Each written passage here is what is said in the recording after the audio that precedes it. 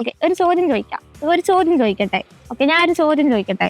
ഒരുപാട് പ്ലേസ്മെന്റ് നടക്കുന്ന മേഖലയാണ് മെഡിക്കൽ കോഡിംഗ്. പക്ഷെ ഇതിനെക്കുറിച്ച് പ്രത്യേകിച്ചും ഡിഗ്രി പഠിക്കുന്ന ഒരാൾക്കും ഇതിനെക്കുറിച്ച് ഒരു അവയർനെസ് ഇല്ല എന്നതാണ് കാര്യം. നമുക്ക് ഇതിനെക്കുറിച്ച് ആർക്കെങ്കിലും അറിയോന്ന് നോക്കാം. തിരക്കിലാണോ? അല്ല. എന്താ പഠിക്കുന്നത്? BA ഏത് കോളേജാ? Government college. ഓക്കെ, ഞാൻ ഒരു ചോദ്യം ചോദിക്കട്ടെ.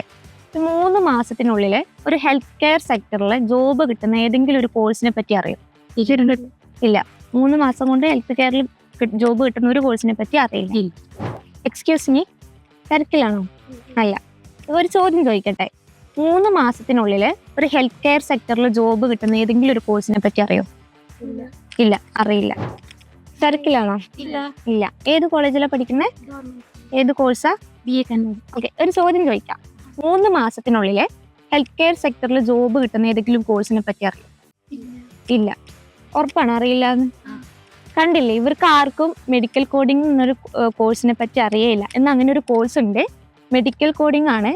3 മാസത്തിനുള്ളിൽ നമുക്ക് കോഴ്സ് കംപ്ലീറ്റ് ചെയ്ത് CPC സർട്ടിഫിക്കേഷൻ എടുത്താൽ 25 above സാലറി പാക്കേജിൽ നല്ലൊരു കമ്പനിയിൽ നമുക്ക് പ്ലേസ്ഡ് ആവാൻ പറ്റും.